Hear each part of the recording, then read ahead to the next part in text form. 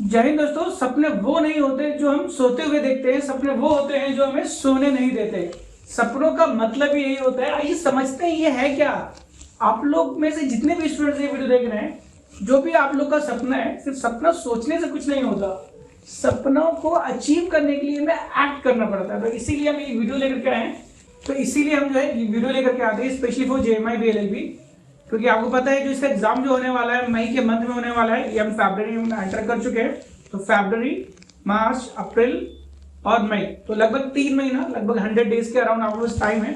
तो हम लोग 100 डेज के बारे में स्ट्रैटेजी डिस्कस करेंगे, किस तरीके से हमें तैयारी करनी चाहिए, हमें प्रिपरेशन करनी चाहिए, राइट। तो ये जो आप लोग यहाँ पे जो थीम है, यहाँ पर इस वीडियो को आप देख सकते हैं, यहाँ पे क्रैक JMI BLLB इन 100 डेज। तो JMI BLLB को किस तरीके से 100 डेज में जो है क्रैक किया जा सकता है। जैसे हमने रिसेंटली एक वीडियो भी डाला था हमारे वन ऑफ द स्टूडेंट, जिनका नाम नयाब शफक है। आप देख सकते हैं इसी चैनल के अंदर, जो है आप स्क्रॉल करेंगे वीडियो के अंदर तो मिल जाएगा। उन्होंने लास्ट 2 मंथ में प्रिपरेशन करी थी और वो सिलेक्शन उन्होंने ले ली। तो तैयारी करने का तरीका क्या है, ऐसा नहीं है कि आप 6 महीने आपको चाहिए इस एग्जाम को क्रैक करने के लिए। हाँ, अगर आपको पता है कि क्वेश्चन किस तरीके आते हैं और किस तरीके से पढ़ना है और क्या स्ट्रैटेजी होनी चाहिए, तो definitely you can achieve the success in 100 days, right. तो प्लानिंग क्या होनी चाहिए, किस तरीके से करेंगे, तो हम आगे देखेंगे।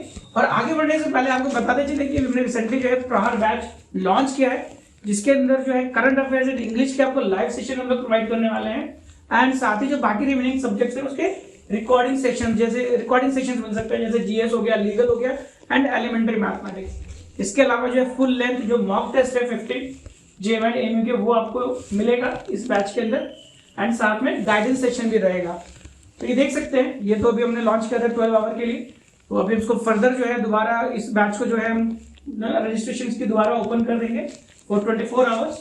तो अभी ज्वाइन कर सकते हैं। इसमें प्रॉपर गाइडेंस मिलेगा जामिया BLLB के लिए एंड इंपॉर्टेंट रिसोर्सेज होगा वो भी आपको मिलेगा, राइट। तो आइए देखते हैं 100 डेज के अंदर किस तरीके से आप प्रिपरेशन कर सकते हैं। जैसे यहाँ पे देख सकते हैं यहाँ पे अंडरस्टैंडिंग द एग्जाम।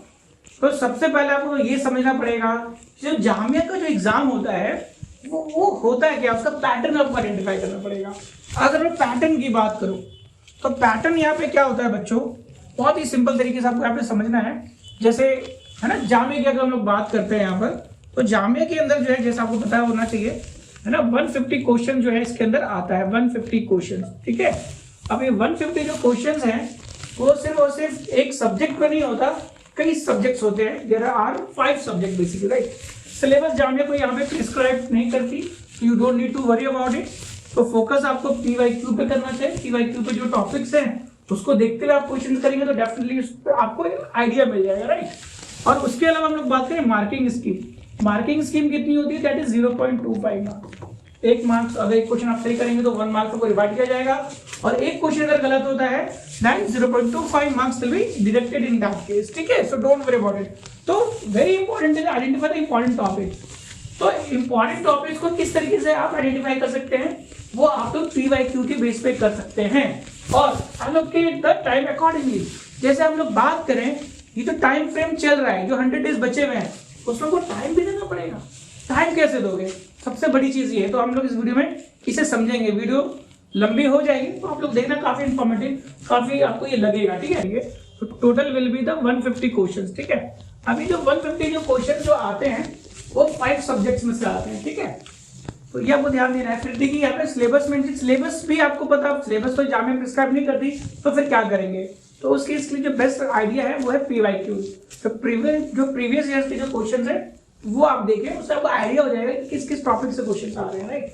फिर मार्किंग स्कीम्स पता है आपको, दैट इज 0.25। एक क्वेश्चन आप सही करते हो then 1 marks will be awarded, और गलत करते हो तो 0.25 marks that will be deducted. ये आपको पता होना चाहिए, ठीक है। तो इससे क्या होगा, आपको पता चल जाएगा कि है ना एग्जाम जो है किस तरीके से आता है, आपको पता होना चाहिए।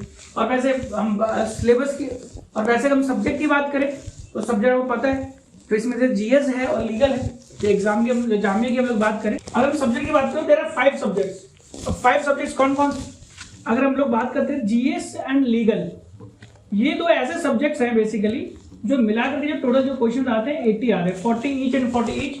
ये जामिया बताता है, बट आप पेपर देखोगे तो थोड़ा प्लस माइनस होता है, ठीक है। तो आप लोग ध्यान दें, 80 क्वेश्चन इसमें से आएंगे। एंड फिर बात करें करंट अफेयर्स एंड इंग्लिश वाला जो पार्ट है उसमें से जो है मिला करके टोटल विल बी 60 क्वेश्चंस। ना 30 क्वेश्चन एंड 30 क्वेश्चन बोला जाता है, और 10 क्वेश्चन जो है एलिमेंट्री मैथमेटिक्स पे बनता है। अब आपको पता होना चाहिए, अगर आप लास्ट ईयर के पेपर्स अगर देखेंगे तो आपको पता चलेगा सिर्फ मैथ्स के क्वेश्चन नहीं होते, इसमें रीजनिंग के भी क्वेश्चन होते हैं। तो ये वेटेज है, अब देखो तो 80 60 प्लस 10।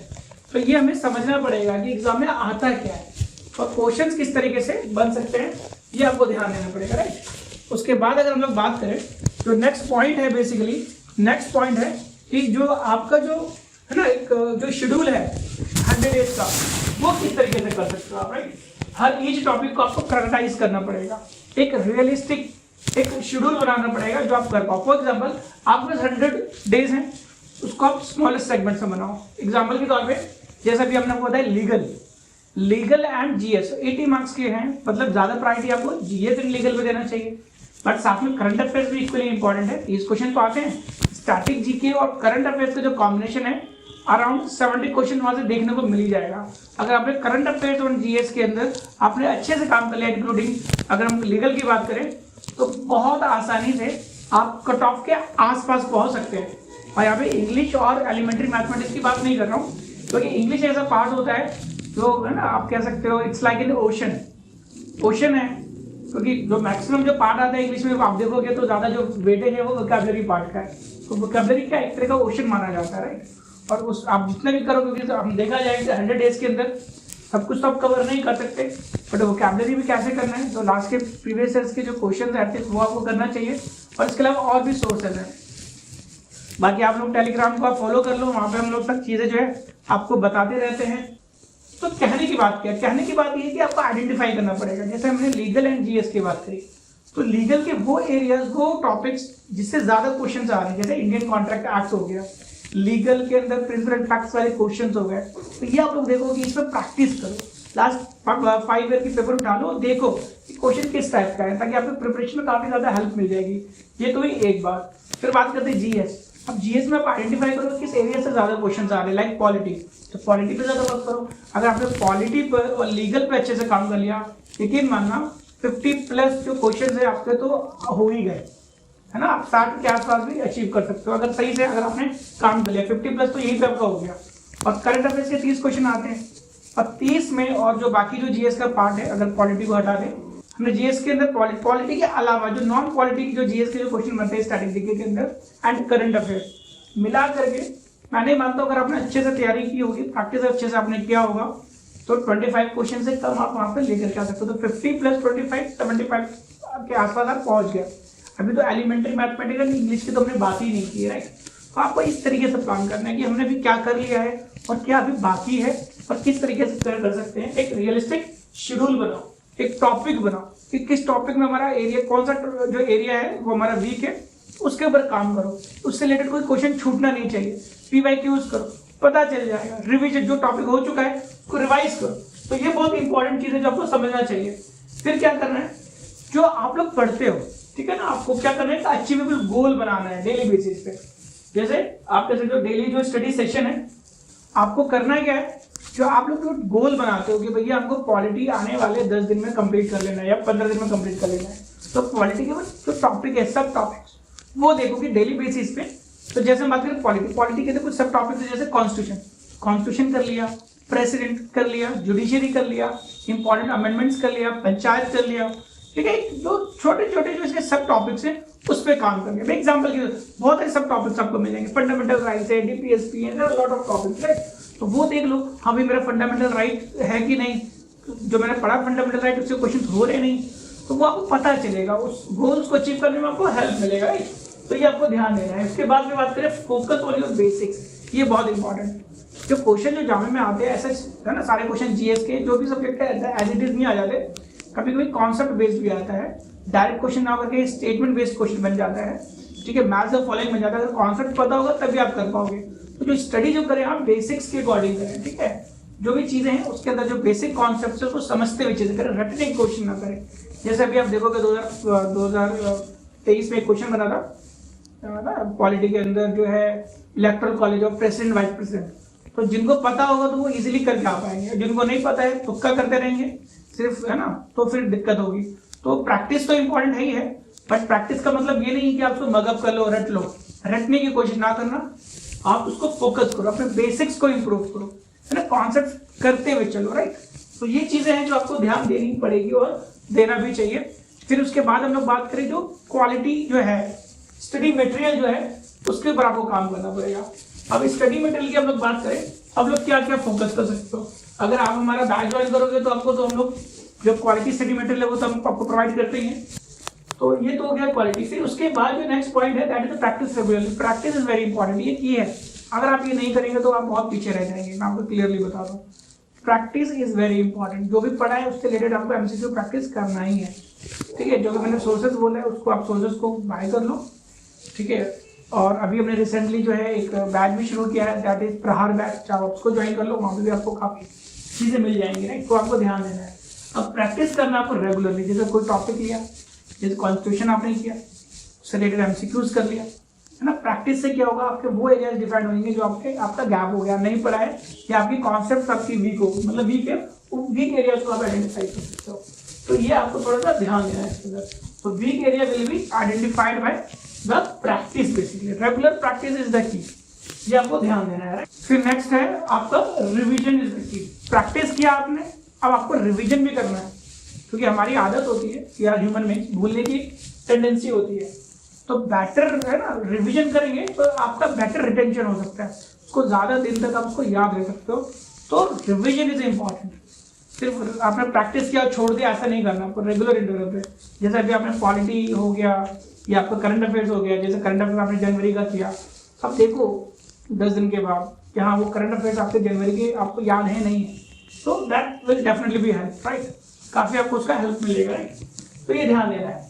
तो रिटेंशन के लिए रिवीजन इज द की। आपको एक टाइम भी निकालना पड़ेगा, जो डेली का आपका रूटीन है उसमें प्रैक्टिस का टाइम भी निकालना पड़ेगा, उसमें रिवीजन का भी टाइम निकालना पड़ेगा। और जो न्यू एरियाज हैं, जो वीक एरिया जो आपने नहीं पढ़ा, जिसमें आपकी कमी रह गई है, उसके भी टाइम निकालना पड़ेगा। यकीन मानो अगर आप लोग सही से लग जाओगे ना तो टाइम आपको बचेगा ही नहीं, राइट। 10 घंटे तो ऐसे निकल जाएंगे, 10 से 12 घंटे बोलेगा अच्छा हम ये कर सकते थे वो कर सकते थे। और जो बच्चे इधर उधर घूमते रहते हैं टेलीग्राम ग्रुप में, है ना, इधर सस्ते है ना पीडीएफ के लिए ये मिल जाए वो मिल जाए, तो बेटा वहां पर आपको फिर दिक्कत हो सकती है कि आप कर सकते हो, राइट। ये आप ध्यान देना। और एक इंपॉर्टेंट बात है, ये ध्यान देना, हेल्दी लाइफस्टाइल, ये इंपॉर्टेंट है। अभी जो 3 महीने जो है 100 डे का जो प्लान कर रहे हो, ये जो प्लान है इसके अंदर आपको बीमार नहीं पड़ना। अगर आप बीमार पड़ गए तो समझो भैया आप पीछे रह जाओगे, क्योंकि आप बीमार पड़ोगे तो पढ़ाई नहीं कर पाओगे।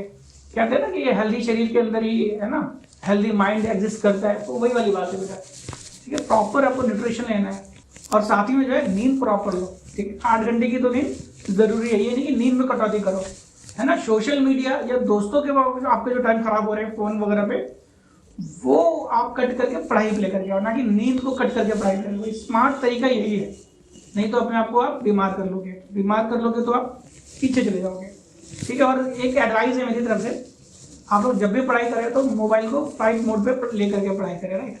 उससे आपका जो डेविएशन है बहुत कम होगा, क्योंकि फोन जो है आपको पढ़ने नहीं देगा, ये बात रख लो। फोन आपका वन ऑफ द एनिमी है, ठीक है, ये ध्यान देना। दोस्त वही है जो आपका टाइम बचाए, जो आपका टाइम किल करे वो आपका दुश्मन है, ये बात बेटा मेरी ध्यान रखेना। बाकी आप लोग समझदार हो, राइट। अभी मैंने मेंशन भी किया है मिनिमाइज डिस्ट्रैक्शंस, अपने डिस्ट्रैक्शंस को मिनिमाइज करो, तो ये इफेक्टिवनेस तभी आ पाएगी, राइट। ऐसा नहीं किताब पढ़ रहे हो, अच्छा माइंड हो, अच्छा ये क्या रह गया, अच्छा अरे यार उसने मैसेज किया था, अच्छा ये हो गया, कुछ नहीं होने वाला, तो वक्त खराब हो जाएगा, क्या ही करोगे, मतलब ही नहीं ना। तो ये चीज़ें ध्यान देना, राइट। और उसके बाद जब भी आपको हेल्प मिले, कोई डाउट हो, तो ये डाउट को छोड़ना नहीं है। जैसे मान लीजिए कोई टॉपिक आपको नहीं आ रहा, कैलेंडर का टॉपिक नहीं आ रहा, या जो भी टॉपिक से बहुत टॉपिक परसेंटेज में कोई टॉपिक दिक्कत आ रही है, तो उसका जो आपके टीचर जो आपको पढ़ा रहे हैं उनसे आप हेल्प मांगो, डाउट क्लियर करो, सर डाउट को रहने नहीं, ये बहुत इंपॉर्टेंट चीज़ है, राइट। और उसके बाद बात करें कि अपने आप को हमेशा पॉजिटिव रखो, मोटिवेटेड रखो, आप कर सकते हो, ठीक है। अगर नायाब शफक 2 महीने में कर सकता है तो आप सब भी कर सकते हो, ठीक है बेटा। तो ये चीज़ें आप लोग ध्यान देना, तो बहुत बड़ी चीज़ नहीं है, एग्जाम बहुत बड़ा नहीं है, आप लोग खुद बड़ा बना देते हो क्योंकि आप लोग उस तरीके से लेके नहीं चलते। तो पॉजिटिव रहो, है ना। जो बच्चे जो भी जामिया के अंदर सेलेक्ट होता है वो कोई एलियंस तो होते नहीं, इंसानी होते हैं आपको हमारी तरह। फ्रेश माइंड से पढ़ो, घबराने की जरूरत नहीं है ना। जो होगा बेहतर होगा, अपना बेस्ट करो, आगे खुद देख लेंगे, कोई दिक्कत नहीं है, राइट, नो प्रॉब्लम। एक और इम्पॉर्टेंट चीज़ है अडेप्टेबिलिटी। एक और इम्पॉर्टेंट चीज़ है दैट इज अडेप्टेबिलिटी। होता है क्या है बेसिकली, जैसे आप किसी सब्जेक्ट को टाइम देते हो, कोई टॉपिक आपका कवर हो गया, आपने एक टॉपिक बनाया, मतलब एक पूरा प्लान बनाया है ना, वो अच्छा हो गया तो आप चेंज कर सकते हो, जो वीक एरिया है उस पर ज़्यादा फोकस भी डाल सकते हो। अभी 100 डेज आपको इसी तरीके से लेकर के चलना पड़ेगा। तो ये ध्यान देना, थोड़ा फ्लेक्सिबल रख सकते हो। तो फ्लेक्सिबल का मतलब ये नहीं है कि आपने किसी एक चीज़ से बहुत ज़्यादा टाइम देना, नहीं, जो वेटेज है सब्जेक्ट्स का उसके अकॉर्डिंग आपको करना है। फिर आपका जो अप्रोच होता है एनालिटिकल होता है। कई बार ऐसा होता है कुछ क्वेश्चन आप देख करके भी सॉल्व कर सकते हो, वहाँ पे पेन एंड कॉपी की जरूरत नहीं होती, राइट। एनालिटिकल अप्रोच होना चाहिए, ठीक है, उसके अंदर कॉन्सेप्ट इंपॉर्टेंट होना चाहिए, राइट। ये सारी चीज़ें एप्टीट्यूड से रिलेटेड जो क्वेश्चन जो होते हैं बहुत इजीली आप लोग सॉल्व भी कर पाओगे, राइट। क्वेश्चन को प्रॉपर पढ़ करके ही उसको आपको सॉल्व करना है, और आप जब भी इसको स्टडी करो आपको जो अप्रोच होना चाहिए that will be the analytical, right. And ये बात बहुत इंपॉर्टेंट, करंट अफेयर्स जैसे मान के चलो अगर आपने दिसंबर का पढ़ा है, फिर आपने जनवरी का पढ़ा, फिर फरवरी पढ़ा, तो उसमें भी बदलाव आता रहता है। तो मेरा आपको एडवाइस ये रहेगा कि जब भी आप करंट अफेयर्स स्टार्ट करो इस वीडियो के बाद, अभी जो है लेटेस्ट अभी जनवरी निकल गया तो जनवरी पहले करो, फिर दिसंबर की तरफ जाओ। ये नहीं कि पहले दिसंबर करो फिर जनवरी की तरफ जा रहे हो, नहीं, पहले आप जनवरी करो, मतलब रिवर्स ऑर्डर में जाओ पीछे के, तो फायदा मिलेगा, ठीक है। आपको एटलीस्ट जनवरी में ये तो पता लगेगा रिजल्ट अभी मैं किसका अपॉइंटमेंट दूंगा, हो सकता है उससे पहले किसी और का वो हट गया एग्जाम में, अभी जनवरी का आ गया, फिर क्या करो, है ना। तो इस तरीके से आप थोड़ा अप्रोच करो, तो बच्चों का थोड़ा सा ये दिक्कत होता है। एंड लास्ट, ये बहुत इंपॉर्टेंट है, बच्चे इसको इग्नोर करते हैं। प्रैक्टिस जो है वो इंसान को परफेक्ट बनाता है या नहीं बनाता, वो एक अलग विषय है, लेकिन अच्छी जगह से प्रैक्टिस करोगे तो वो जरूर आपको बेस्ट करेगा। कहने का मतलब यहाँ पर ये है कि जब आप प्रिपरेशन कर रहे हो तो प्रिपरेशन करते हुए मॉक टेस्ट आप जरूर अटेम्प्ट करें। उससे क्या होगा, आपका जो डेविएशन है वो निकलेगा। I next question, I next देखते हैं, that is important, very important, that is a mock test. अगर आप तैयारी कर रहे हो तो मॉक टेस्ट देना बहुत जरूरी है। मॉक टेस्ट इंपॉर्टेंट क्यों है? मॉक टेस्ट इंपॉर्टेंट इसलिए होता है, जो भी आपने तैयारी की है उसका एग्जाम तो दोगे। अब मॉक टेस्ट क्या होगा, मॉक टेस्ट एक टाइप का एग्जाम होता है, प्रैक्टिस टाइप का होता है। जिस एग्जाम में आप जाते हो देने के लिए, उसी तरीके से एक टेस्ट होता है, उसमें वो ये पता चलता है कि आप कहाँ पर एग्जिस्ट कर रहे हो। इससे क्या होगा, आपका एक मोटिवेशन है ना, एक फैक्टर जो है वो डेवलप होता है, आप मोटिवेट होते हो। अच्छा 150 क्वेश्चन है, कट ऑफ इस बार जनरल का 93.75 दिया था। अच्छा अभी मेरे कितने मार्क्स हैं, मैं कहाँ पे लाई करता हूँ या मैं कहाँ पे लाई करती हूँ, तो ये चीज़ आपको करनी पड़ेगी। और आपको पता है जामिया के अंदर जो एग्जाम होता है वो ऑफलाइन मोड पे होता है, तो अगर आप मॉक टेस्ट करें तो कंप्लीट ओएमआर शीट निकाल के करें तो आपको ज़्यादा फायदा मिलेगा, ठीक है।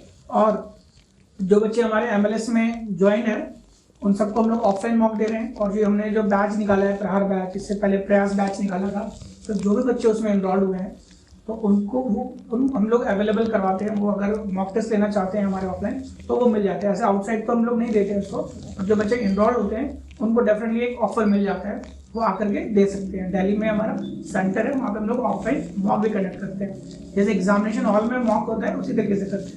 तो सारी चीज़ें तो डिस्कस कर दी, तो आपको पता चल गया कि जो 100 डेज के अंदर आपकी क्या स्ट्रैटेजी होनी चाहिए, किस तरीके से प्लान करना चाहिए, जिससे आपको प्रिपरेशन में आपको बेस्ट हेल्प मिल जाए। तो डियर स्टूडेंट्स, इस वीडियो में इतना ही। हम नेक्स्ट वीडियो में और एक इंपॉर्टेंट टॉपिक से रिलेटेड वीडियो लेकर के आएंगे। तो dear students, see you in the next video, till then bye bye.